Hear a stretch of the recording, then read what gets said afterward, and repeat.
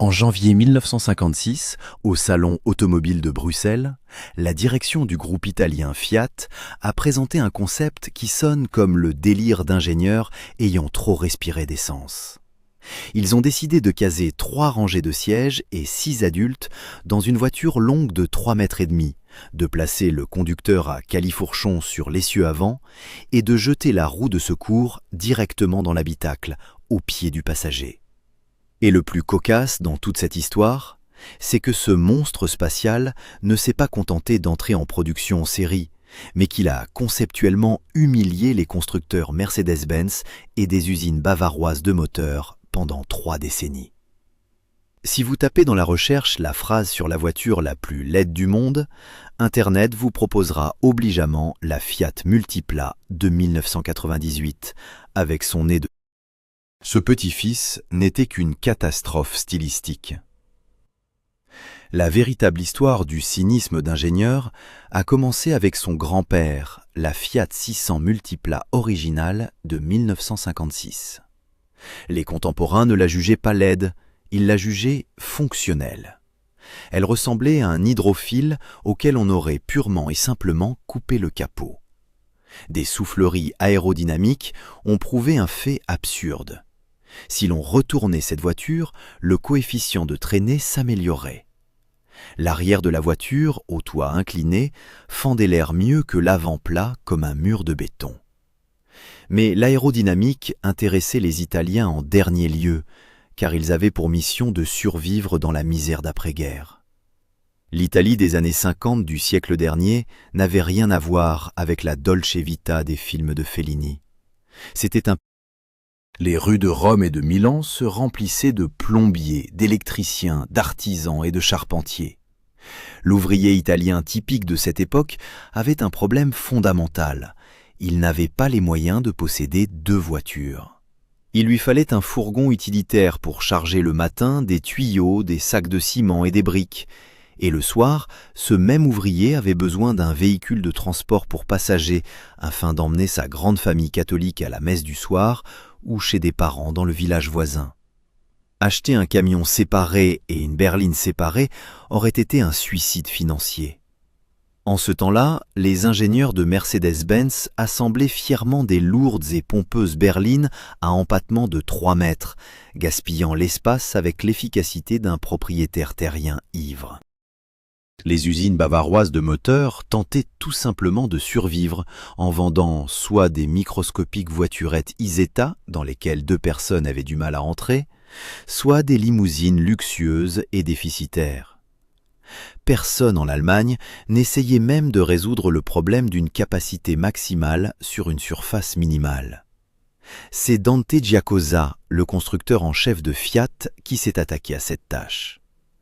Giacosa a regardé la Fiat 600 2 portes de base, qui venait tout juste de sortir de la chaîne, et a compris que cette capsule était totalement inutile pour les familles nombreuses et les chauffeurs de taxi. Il lui fallait un miracle. Il devait créer le premier monospace compact de série au monde, 30 ans avant que les Français et les Américains n'inventent le Renault Espace et le Chrysler Voyager. La direction de Fiat, dirigée par le strict directeur général Vittorio Valletta, posa une condition: créer quelque chose de spacieux, mais sans dépenses énormes. Il n'y avait pas d'argent pour développer une nouvelle plateforme à partir de zéro. Giacosa reçut l'interdiction formelle de modifier l'empattement de la Fiat 600 de base. Il disposait strictement de 2000 mm entre les essieux. Dans ces 2000 mm, il fallait caser 6 personnes. Un ingénieur ordinaire aurait à ce moment-là posé sa démission et serait parti vendre de la pizza. Giacosa prit le dessin et prit une décision radicale. Il ne chercha pas à allonger la carrosserie. Il prit le conducteur et le passager avant et les déplaça simplement vers l'avant, directement sur l'essieu avant. Dans la zone où, dans les voitures normales, se trouvent le moteur et les zones de déformation. Le moteur de la Fiat 600 se trouvait à l'arrière. C'était un 4 cylindres en ligne à refroidissement par eau de 633 cm3. Devant, il ne restait plus aucun capot. Le pare-brise commençait là où finissaient les genoux du conducteur. Un problème physique banal se posa. Où placer la roue de secours? Dans une voiture sans capot et avec l'arrière du coffre occupé par le compartiment moteur, elle n'avait tout simplement pas d'endroit où aller. Giacosa ne compliqua pas la construction avec des supports suspendus sous le plancher. Il jeta la roue de secours de pleine dimension directement dans l'habitacle, au pied du passager avant droit, en la recouvrant cyniquement d'un morceau de dermatine bon marché. Si vous vous asseyez à droite du conducteur, c'était la roue de secours qui vous servait de repose-pied. Mais le conducteur souffrait encore davantage. À cause de la position à califourchon sur l'essieu et de l'absence de porte-à-faux avant, le mécanisme de direction dut être conçu entièrement à neuf. La colonne de direction ne passait pas en oblique sous le capot, comme dans toutes les voitures normales. Elle descendait dans le plancher de façon absolument verticale. Le tube de l'arbre de direction passait exactement entre les pédales d'embrayage et de frein. Pour conduire cette automobile, le conducteur devait littéralement entourer la colonne de direction avec ses genoux et réapprendre à poser les pieds sur les pédales. Cette solution ergonomique évoquait un appareil de torture de l'Inquisition, mais elle fonctionna. La voiture, plus courte qu'une Mini Cooper moderne, accueillait 6 personnes. La zone de déformation était absente dans cette construction en tant que phénomène physique. En cas de choc frontal contre un obstacle, seule une couche millimétrique de tôle de la planche de bord séparait le conducteur. Le rôle d'absorbeur de l'énergie cinétique était assumé par les genoux des personnes assises à l'avant. Pour des vitesses d'environ 40 km/h dans les embouteillages muets de Rome, cela passait pour un compromis acceptable. Sur les routes de campagne, toute collision sérieuse transformait l'avant. Mais les chauffeurs de taxi et les plombiers italiens ne pensaient pas au crash test. Ils pensaient à la manière d'enfoncer un maximum de charge utile dans un volume minimal. Et sur ce paramètre, la Fiat 600 Multipla battit à plate couture toute l'industrie automobile mondiale. Les ingénieurs allemands regardaient cette goutte sur roue avec stupéfaction, tandis que les Italiens s'emparaient méthodiquement du marché des transports commerciaux et de voyageurs dans les villes étroites d'Europe. Les journalistes automobiles des époques tardives, habitués aux répartitions de masse vérifiées au millimètre des berlines modernes, ont engendré le principal mythe de garage concernant cette automobile.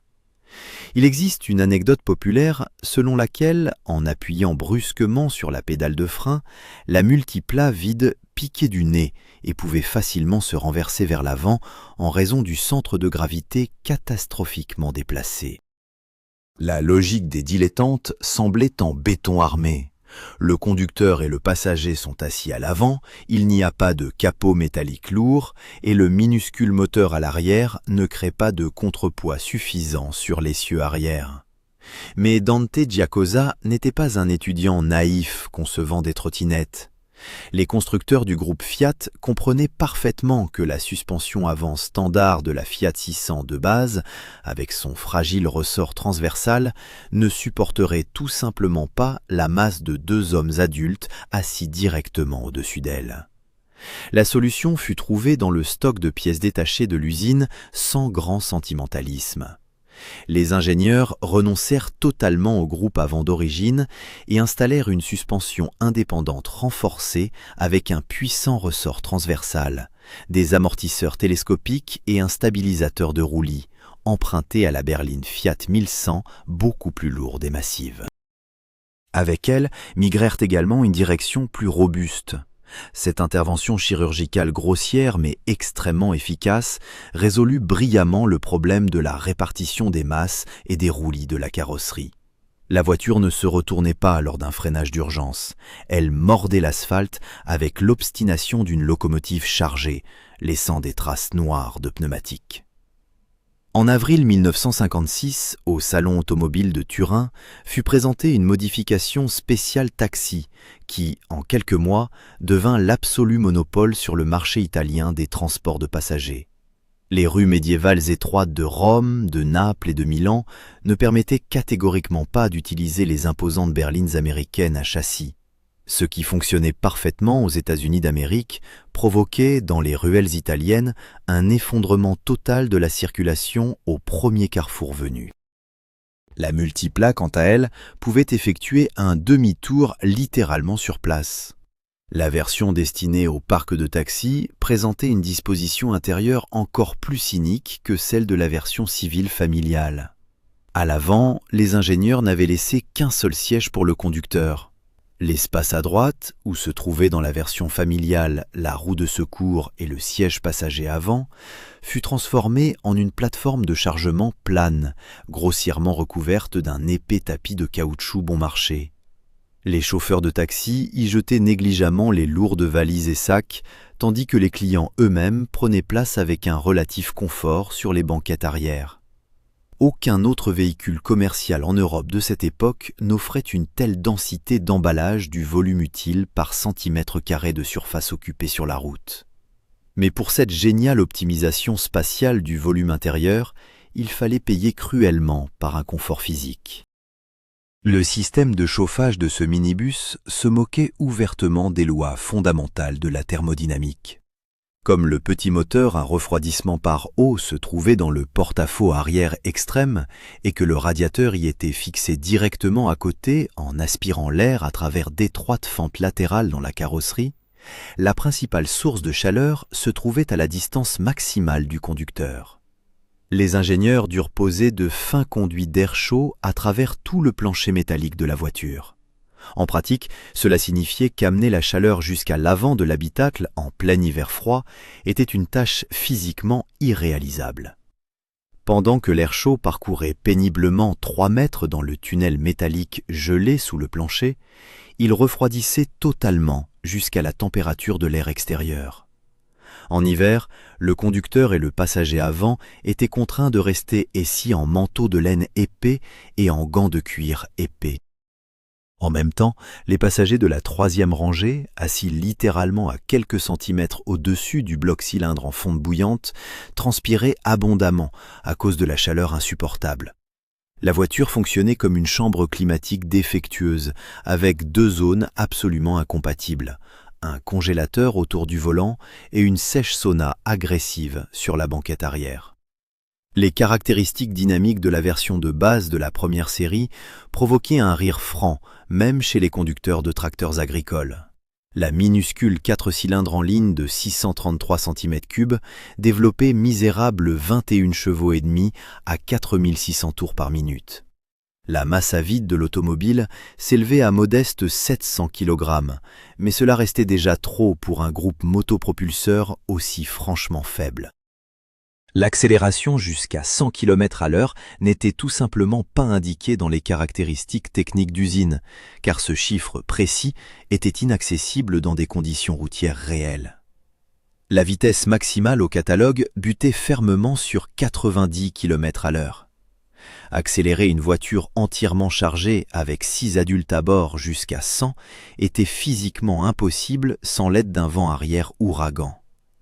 Tout dépassement sur une route de campagne se transformait en un problème mathématique risqué.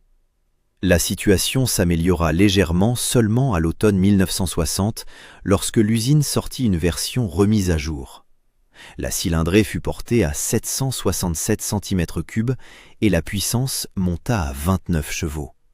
La vitesse maximale atteignit péniblement 105 km/h, ce qui restait catastrophiquement peu, mais permettait au moins à la voiture de ne pas être écrasée par le flot de lourds camions.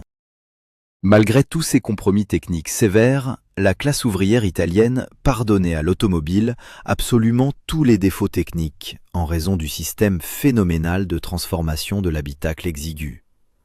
Le mécanisme de rabattement des sièges passagers était conçu de telle sorte que les dossiers des 2e et 3e rangées s'abaissaient strictement bord à bord, formant un plancher métallique absolument plat depuis le dossier du siège conducteur jusqu'au bouclier moteur arrière.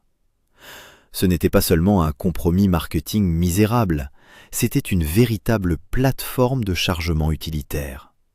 Le matin, le propriétaire chargeait sans pitié jusqu'à 150 kg de ciment mouillé, des bottes de tuyaux métalliques rouillées et de lourdes caisses d'outils en fonte. L'indépendant de suspension grinçait ouvertement, le moteur s'étouffait sous l'effort, les freins à tambour surchauffaient dans les descentes raides, mais la voiture avançait obstinément et rapportait à la famille un revenu stable. Et le soir, après avoir rapidement essuyé la poussière de chantier épaisse du Dermatine bon marché, ce même ouvrier relevait les sièges depuis le plancher, les fixait avec des loquets mécaniques rigides et obtenait un monospace 6 places pour emmener sa nombreuse parentèle au service dominical. En outre, la Multipla conserva jusqu'au retrait complet de la chaîne au printemps 1969 les portes avant suicidaires s'ouvrant à contresens de la marche, car remanier le complexe emboutissage avant de carrosserie pour un modèle obsolète n'aurait présenté aucun intérêt économique pour le service comptable du groupe. L'autobiographie du constructeur en chef Dante Giacosa, paru sous le titre sec de 40 ans de conception chez Fiat, constitue un véritable trésor documentaire pour comprendre le niveau de désespoir technique qui régnait dans les bureaux de Turin au début des années 50 du siècle dernier. Giacosa décrit en détail les tourments consistant à caser 6 adultes dans une carrosserie longue de 3,53 m exactement. C'était un processus qui évoquait la tentative d'enfoncer l'inenfonçable en n'utilisant qu'une règle à calcul et les menaces de licenciement du directeur général. Le problème ne consistait pas seulement à disposer simplement les sièges. La véritable catastrophe technique fut la distance entre le conducteur et le groupe motopropulseur. Comme Giacosa avait radicalement avancé le poste de conduite jusqu'à l'extrême avant de la voiture, tandis que le moteur et la boîte de vitesse restaient suspendus derrière l'essieu arrière, les ingénieurs durent tirer des canalisations de commande incroyablement longues à travers tout le plancher du véhicule. Le système de changement de vitesse devint une forme distincte d'absurdité cinématique. Le levier métallique de vitesse, qui sortait du plancher à côté du conducteur, était relié à la boîte par une longue tringlerie composite qui passait sous 3 rangées de sièges en contournant les renforts transversaux de la carrosserie. En raison de la longueur colossale de cette tige métallique et des jeux inévitables dans les multiples articulations, le choix du rapport voulu ressemblait à une tentative de remuer du gravier dans un tonneau de bitume avec une masse. Le conducteur n'était jamais tout à fait sûr de la vitesse qu'il venait d'engager dans le carter. La première, la troisième ou la marche arrière. Une erreur lors d'un changement sur une côte raide pouvait entraîner l'arrêt de la voiture lourde et la surchauffe de l'embrayage. Le câble d'embrayage souffrait d'une maladie similaire de gigantisme. Le long câble d'acier, tendu sur toute la longueur de l'empattement, avait la propriété de s'étirer banalement sous les charges mécaniques constantes. Chaque pression sur la pédale dure exigeait une force physique non négligeable, et le moment de fermeture des disques variait en fonction de la température ambiante et du degré d'usure des fils métalliques.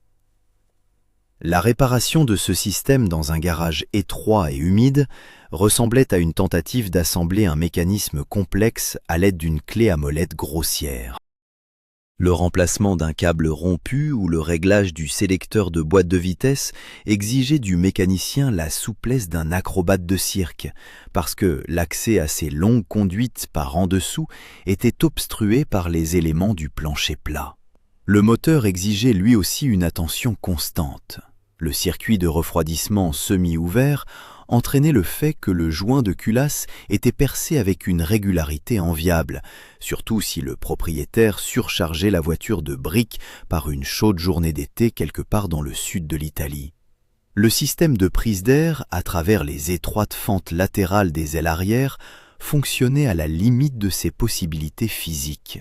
Dans les embouteillages urbains denses, le petit moteur s'étouffait, et l'aiguille de température du liquide de refroidissement grimpait impitoyablement dans la zone rouge.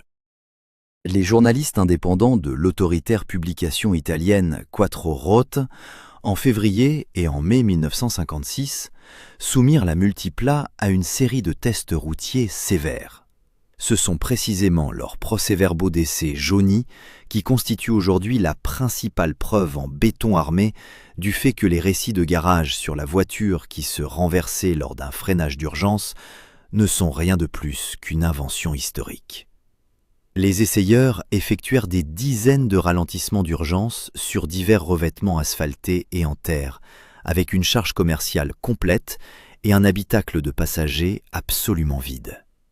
La suspension avant renforcée de la berline Fiat 1100 absorbait les chocs de façon grossière, rigide, mais absolument prévisible. La distance de freinage pour le lourd compact monospace équipé de mécanismes à tambour archaïques sur les 4 roues se révéla tout à fait raisonnable selon les critères sévères du milieu du XXe siècle. La pédale de frein était dure comme un bloc de granit et ne disposait d'aucun servo-frein à dépression, mais la voiture s'arrêtait en suivant une trajectoire droite et régulière, sans chercher à basculer par-dessus son propre pare-choc avant, ni à partir en dérapage incontrôlé. Les journalistes ne détruisirent franchement qu'un seul système technique, ce fameux dispositif de chauffage de l'habitacle tristement connu. Dans les publications officielles, ils conseillaient directement aux futurs acheteurs de porter des vêtements chauds et épais pour l'utilisation hivernale, constatant l'impuissance technique totale de l'usine turinoise face aux lois fondamentales de la thermodynamique. La question des panneaux de carrosserie et de la sécurité passive mérite un examen séparé. En 1965, le Fiat 600 deux portes de base subit une modernisation industrielle obligatoire afin de se conformer aux nouvelles normes européennes. L'usine transféra enfin les charnières de porte sur le montant avant, obligeant les portes à s'ouvrir correctement, dans le sens de la marche. Cela éliminait le risque que le flux d'air dense venant en sens contraire ouvre une porte mal fermée à vitesse et arrache une personne de l'habitacle directement sur l'asphalte. Mais la multipla commerciale ignora cyniquement cette modernisation. La construction de l'avant de la carrosserie du compact monospace était tellement spécifique et surchargée d'éléments de force que le déplacement des pièces encastrées renforcées pour les charnières aurait nécessité la création de matrices de carrosserie entièrement nouvelles et coûteuses. Les comptables du groupe italien, après avoir calculé le coût du développement et de la mise en œuvre de ces nouvelles matrices de production, refusèrent catégoriquement d'allouer un budget supplémentaire pour cela. En conséquence, les familles italiennes nombreuses et les chauffeurs de taxis urbains rigoureux continuèrent à rouler avec les dangereuses porte-avant suicidaires jusqu'au printemps 1969, lorsque l'ancien modèle fut définitivement retiré de la chaîne de montage. Le froid calcul financier s'avéra bien plus important que la survie potentielle des consommateurs. Cette automobile paradoxale combinait en elle la génie de l'agencement spatial et l'absolu bon marché de l'exécution, créant un contraste incroyable entre les hautes ambitions des concepteurs et la dure réalité de l'atelier d'assemblage. La voiture pourrissait rapidement, se cassait, surchauffait sur les longues montées et gelait le conducteur pendant un hiver rigoureux, mais continuait à tirer obstinément sur ses épaules métalliques toute une économie d'un pays européen en renaissance. Outre les versions passagers standards, sur cette même base à empattement raccourci étaient produits de véritables fourgons commerciaux par les ateliers de carrosserie Coriasco et OM. Ils prenaient le châssis génial de Giacosa et y coiffaient des cabines métalliques carrées, transformant la gracieuse goutte aérodynamique en un laid mais incroyablement pratique briquet de chargement sur de minuscules roues de 12 pouces. Ces fourgons livraient quotidiennement du pain frais, le courrier d'État et de petites marchandises industrielles dans toutes les étroites ruelles médiévales d'Italie, consolidant définitivement pour la plateforme le statut de transporteur national sans alternative. Le tirage total de toutes les modifications produites atteignit l'impressionnant chiffre de 240 000 exemplaires. La fine tôle de carrosserie commençait à se couvrir de rouille traversante dès 3 ans d'exploitation intensive à longueur d'année dans le climat humide méditerranéen. Mais les Italiens se contentaient de souder les trous avec de simples plaques métalliques bon marché et remettaient la voiture en lourde course commerciale. Au printemps 1969, la chaîne d'assemblage de l'usine turinoise arrêta définitivement la production de ce paradoxal compact monospace. La raison officielle du retrait du modèle fut l'usure critique des matrices de carrosserie et le complet vieillissement moral de la construction, qui, physiquement, ne pouvait plus répondre aux nouvelles exigences de sécurité. À la place de la géniale solution spatiale de Dante Giacosa, arriva la Fiat 850 Familiare. Et à ce moment historique, l'industrie automobile fit un pas volontaire en arrière dans son développement intellectuel. La nouvelle voiture ne chercha plus à devancer l'époque de 3 décennies. Les ingénieurs du groupe italien se lassèrent tout simplement de lutter contre les lois fondamentales de la physique, se lassèrent d'entendre les plaintes concernant les conducteurs qui gelaient et dessinèrent tout simplement un monotone, parfaitement carré minibus. La nouvelle modèle reçut un normal, nettement marqué capot avant, des flancs plats et une disposition prévisible du volume intérieur passager. Disparut à jamais la posture effrayante du conducteur à califourchon sur l'essieu avant. Rentra dans l'histoire cette fameuse colonne de direction verticale coincée entre les pédales d'embrayage et de frein. Le conducteur du nouveau monospace ne servait plus de tampon biologique vivant lors d'un choc frontal, mais en même temps disparut totalement cette phénoménale densité d'emballage des personnes qui rendait la Multipla originale un véhicule unique. Les constructeurs automobiles allemands et français expirèrent littéralement de soulagement, parce que les Italiens avaient renoncé de leur plein gré à la conception radicale que personne en Europe ne pouvait techniquement copier sans des coûts financiers colossaux pour refaire entièrement leur plateforme de base.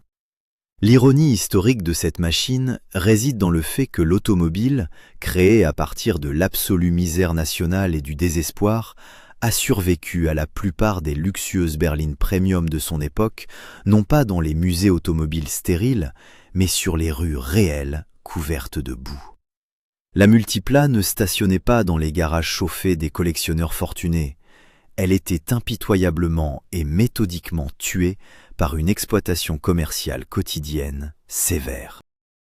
À la fin des années 70 du siècle dernier, trouver sur le marché secondaire italien un exemplaire d'occasion sans trou traversant dans les seuils porteurs de carrosserie et avec le moteur d'origine d'usine était bien plus difficile que de rencontrer un docker sobre le vendredi soir. Ces machines utilitaires de travail étaient exploitées à sec, réparées à la lourde masse, à la soudure bon marché et au fil d'acier rouillé dans les garages humides. Et quand la fine carrosserie porteuse finissait par se fendre en deux sous l'effet de la corrosion progressive, les voitures étaient simplement abandonnées à rouiller dans les arrière-cours des exploitations agricoles ou massivement envoyées sous la presse hydraulique froide. Personne en pleine possession de ses moyens ne percevait à cette époque ce fourgon étroit et lent comme une quelconque valeur culturelle. Pour la classe ouvrière italienne, c'était simplement un morceau de métal fin, usé, un outil utilitaire comme une pince, qui avait honnêtement gagné ses modestes sommes et avait légitimement mérité une mort sans gloire sur la décharge automobile municipale. C'est précisément pour cette raison cynique que, sur le tirage initial d'environ 130 000 versions civiles, seules de misérables unités ont survécu jusqu'à nos jours, pour lesquelles les maisons de vente aux enchères d'élite exigent désormais des sommes folles, comparables au prix d'un nouvel appartement spacieux dans le centre historique de Milan. Et ici, nous devons revenir à cette marque historique absolument injuste de la voiture la plus laide du monde, que les critiques automobiles superficielles collent par erreur au modèle de 1956. Ce mythe de garage est né exclusivement parce que les journalistes paresseux confondent constamment le monospace compact classique original avec l'avorton dauphiniforme du design italien de la fin des années 90. La Fiat Multipla de 1998 était effectivement laide, et elle l'était précisément parce que ses créateurs grassement payés cherchaient à être originaux pour l'originalité même. Ils ont artificiellement posé des phares ronds directement sous le pare-brise et modelé un énorme et inutile bourrelet graisseux sur le capot plastique simplement parce qu'ils voulaient épater le public à bon marché. C'était un design vide, dénué de sens, fait pour le design, ne portant aucune charge technique. L'original Fiat 600 Multipla du milieu du XXe siècle, en revanche, avait une apparence étrange uniquement en raison de sa logique technique impitoyable. La forme de sa carrosserie était à 100% dictée par la fonction utilitaire rigide. Le constructeur en chef Dante Giacosa n'a jamais cherché à dessiner une voiture esthétiquement belle ou à la mode. Il résolvait sévèrement la formule mathématique la plus complexe. Comment emballer le maximum de masse utile dans le plus petit rectangle dimensionnel possible avec un budget de développement dérisoire entre les mains. Et il résolut cette formule avec brio, en sacrifiant les proportions automobiles classiques pour la survie du projet. L'apparence de cette automobile ne devint qu'un produit secondaire inévitable de son calcul spatial génial. Accuser ce compact monospace spartiate de laideur visuelle équivaut à accuser sérieusement d'être laid un excavateur industriel à chenilles, un bloc de béton gris ou une grosse clé à molette de plombier. La Multipla originale de 1956 n'a jamais cherché à flatter l'essence esthétique de ses propriétaires. Son profil en goutte d'eau était dicté exclusivement par le fait que le moteur se trouvait à l'arrière et que la direction, ainsi que les jambes du conducteur, butaient contre le pare-choc avant. Ce design était honnête jusqu'à la cruauté. Il n'y avait pas une seule fausse applique chromée ou un seul embouti décoratif qui n'aurait pas eu de sens fonctionnel. Chaque ligne de carrosserie ne servait qu'à un seul but: assurer la rigidité maximale de la construction avec une consommation minimale de tôle d'acier. Les artisans italiens qui achetaient cette voiture à tempérament comprenaient parfaitement ces règles du jeu sévères. Ils ne la regardaient pas comme une belle œuvre d'art. Ils y voyaient un mécanisme endurant capable de nourrir leurs familles nombreuses pendant les dures années de reconstruction économique de l'Europe d'après-guerre. Aujourd'hui, alors que les groupes mondiaux dépensent des milliards d'euros pour nous convaincre de l'urgente nécessité d'acheter des tout-terrains de 3 tonnes pour aller chercher un paquet de lait, le concept de base de l'original Fiat 600 Multipla apparaît comme une gifle cruelle au marketing automobile moderne. Dante Giacosa, avec un budget qui aujourd'hui ne suffirait pas à développer une poignée de portes en plastique pour les usines bavaroises de moteurs, créa un paradoxe de transport. Il prouva au monde que, pour transporter 6 adultes, il n'était pas nécessaire de disposer d'un empattement de 5 mètres et d'un moteur de 4 litres de cylindrée. Il fallait seulement une saine audace d'ingénieur, la volonté de sacrifier le confort du conducteur au profit de la praticité et l'absence totale de peur face à des solutions spatiales non conventionnelles. Les historiens automobiles officiels aiment désigner les Français avec leur Renault Espace ou les Américains avec leur Chrysler Voyager comme les inventeurs des monospaces familiaux, véhicules qui ne firent leur entrée tapageuse sur le marché mondial qu'au début des années 80 du XXe siècle. Mais la vérité documentée est que le concept du véhicule monovolume à siège rabattable formant un plancher plat fut réalisé en métal et vendu à des centaines de milliers d'exemplaires près de 30 ans plus tôt. Pendant que les ingénieurs repus de Stuttgart dessinaient des capots infiniment longs afin d'y loger des moteurs 6 cylindres en ligne, les constructeurs turinois se contentèrent de jeter le capot avant à la décharge de l'histoire. Ils placèrent cyniquement un être humain directement sur l'essieu avant et forcèrent cette boîte d'acier à travailler pour le bien du produit intérieur brut italien. Ce fut la victoire d'une ingénierie pratique, affamée et furieuse sur le pathos automobile repu. Dans la construction de ce compact monospace, il n'y avait pas un gramme de volonté de sembler autre chose que ce qu'il était. Si l'on avait terriblement froid en hiver, on se contentait de mettre un manteau de laine. Si le câble d'embrayage long de 3 mètres se rompait, on se glissait sous le plancher métallique absolument plat et l'on s'écorchait les mains jusqu'au sang contre les éléments rouillés de la tringlerie complexe. Mais en échange, la machine spartiate proposait un marché honnête. Elle transportait sans protester votre famille, les lourdes briques et les passagers occasionnels sur cette minuscule portion de chaussée que la Volkswagen Golf moderne consacre exclusivement à l'installation du moteur transversal et des 2 sièges avant. La Fiat 600 Multipla n'a jamais été laide au sens propre du terme. Elle était d'une rationalité extrême, effrayante. Elle était de plusieurs ordres de grandeur plus intelligente que la plupart des machines encombrantes de son époque, parce qu'elle résolvait une tâche sociale fondamentale avec des moyens techniques minimaux. C'est précisément pour cette raison que la Multipla classique mérite une place d'honneur au panthéon des plus grandes automobiles de série du XXe siècle. Elle se tenait aux toutes premières origines de la mobilité urbaine, prouvant de façon béton armé que l'agencement intérieur avisé bat toujours la masse brute. Ce n'est pas une histoire amusante sur la façon dont des Italiens joyeux ont fait une voiture drôle par ennui. C'est un drame sévère sur la façon dont la crise économique brutale a contraint un constructeur génial à violer toutes les règles concevables de la construction automobile classique et à sortir vainqueur du combat.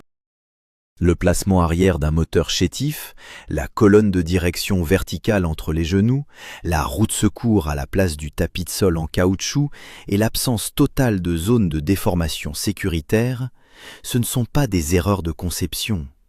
C'est le prix que l'Italie épuisée a payé pour le droit de mettre sur roue ses citoyens qui ne pouvaient pas s'offrir l'achat d'une berline de taille normale.